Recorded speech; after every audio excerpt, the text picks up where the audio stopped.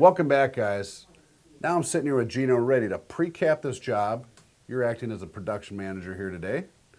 So Gino, what kind of documents do we need as a production manager to actually pre-cap the job? Well, you'd start out with the insurance paperwork, the original. Okay, we got that. An Eagle View. We got that, the real specs. And then Property spec sheet. you got that. Very helpful. So we know about the vents and accessories and all that good stuff. And then whatever the construction agreement, PPD agreement is for the... So scope of work, so we're not missing anything. Correct. We want to make sure we have the right specs, measurements. We want to double check that against insurance paperwork. Correct. And then we want to obviously know what the homeowner expects and kind of blend them all in together. Yes. So for starters up there, and just from your point of view, Gina, why do you pre-cap jobs? As a production manager, why is it important? It's important to know what your gross profit margin is before you even start the job. Is that number down there? Yes, in the yellow box. And This so- one's at a 22.96%. That's okay, but we like to see them a lot larger than that.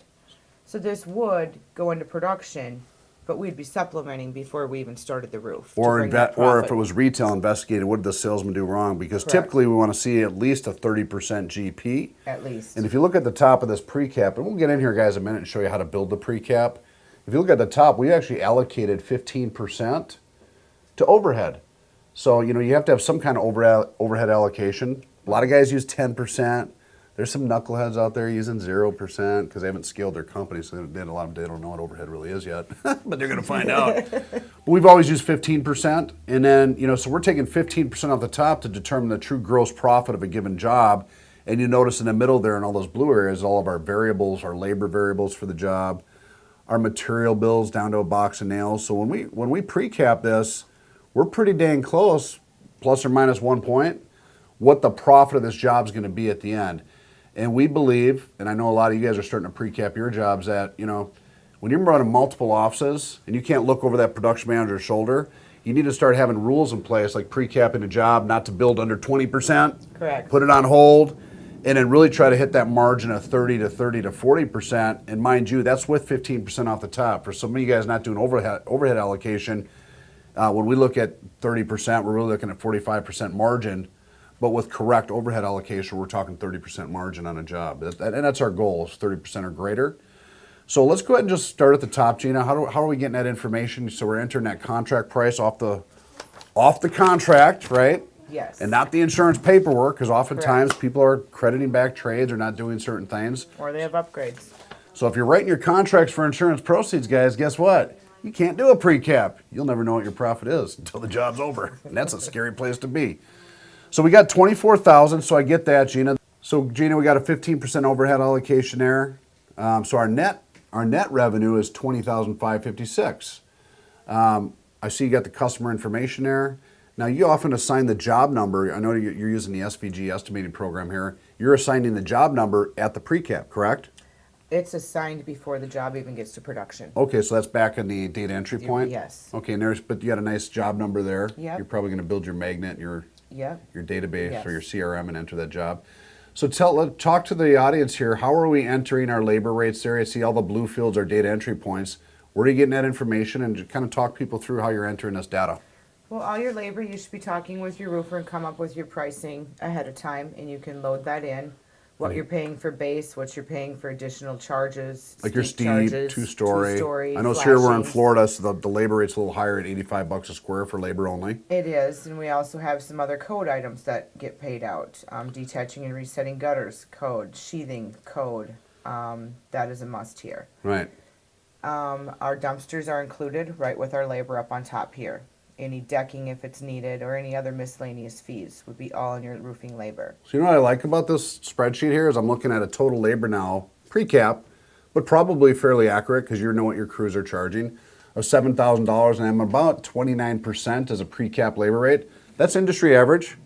Now a quick rule of thumb is if you saw that at 45 or 50%, Something's not right. something not right, and your profit margin is going to be low. So, you know, 1/3 labor, 1/3 material, 1/3 profit is more or less the general rule of thumb. Okay, so I get the labor part. Now let's look at the pre-cap materials. How are you getting those costs? How are you getting that data? Materials, I get the costs directly from our supplier who I have a relationship with, and we've got a price list, and we've come to agreements on pricing. So then I load my current pricing in here. Okay. Which also these can be changed at any time if you have increases, decreases. Right. And now you can save that macro so you actually don't have to enter this cost again. So you do a Correct. save as on your next It's a master. on your next customer for a laminate. Instead of recreating the wheel, you would just rename that file, enter your new specs. Exactly. And then like let's go back to your squares there for roofer. You got 60.67. You're basically getting all those obviously off your Eagle View, Yes. right? Yes. And you're entering your material specs off your Eagle View for your valleys, your hip and ridge, and really just going right down the line there and entering your specs for the job, correct? Yep. And what is so we got a total material bill of what pre-capped here? This with taxes is about 30.36% on this one. So 7,000. So we're right there, guys. 1/3, 1/3, 1/3. I'm starting to see in a lot of areas the material bill is actually teetering a little higher than labor, like in the Midwest, because material prices keep going up. So a lot of times you guys might see a higher material percentage than you will your labor. It depends on what type of country or what part of the country you're in. Correct. This will also capture all your miscellaneous trades down in this Oh, nice. box here. So if I got bid items or paint items, I can just, instead of creating a bunch of pages of nonsense, I can just write, hey, my paint's going to be $1,000 for my cost. Correct. And that's going to go ahead and deduct from my gross profit as well. You got your gutters and downspouts in here. For any of you guys doing siding, you could plug your numbers right in there and customize it to Right. what you're paying for siding, labor, and materials. You got your tax, you got your actual permit cost, yada yada yada. So now this one's down to 22%. It's buildable. We like to see them at 30, but we're going to go ahead and build it. We're also going to dig through this file in the next chapter and look for some supplements or for some training issues with the salesperson. I hope he didn't give that deductible away, or we're going to have a little chat with them. Yeah. But you start to realize when you're using Xactimate or insurance pricing, typically you're going to get you should be getting a 30 to 40% margin job. So this tells us that either the adjuster probably didn't use Xactimate correctly, that it's 22%. The salesman might have gave away a free upgrade or something, because typically we're seeing about 30 or 40 on a correct. Especially what I'm seeing in Florida is they're missing the code items in the first round at the adjustment. So in this job in particular, this was all code items on that roof pretty much. Yeah, I don't see any renailing the deck. No drip edge. I don't see caulking, any roof cement at drip edge. So we already know there's a lot of stuff. It's obviously not the new RFG versus DMO and tear off. And in the next chapter, we're going to capture some of that stuff and really show you how to rebuild it. But when you guys are busy, if your production manager is doing a quick litmus test on a pre-cap, at least she can authorize it to go into build. It's over 20%. And you can kick the file back to supplement and continue to work on the supplement. That way we keep the production cycle moving. Correct. And if it's under 20%, you're probably not even going to throw a magnet up or put it in CRM. Look at it. If it's under 20%, we don't want to build jobs under 20%. Yep. So we got the 20%. Now there's a nice area there for commission. So if you have a sales rep that wants to look at their commission rate, this one's 10%, so it's off the top. Yeah.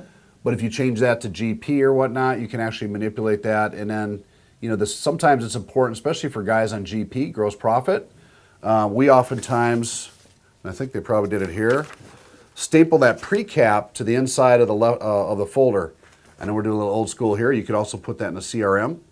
But if everybody's geared around that gross profit number, especially your sales associates on gross profit, Yes.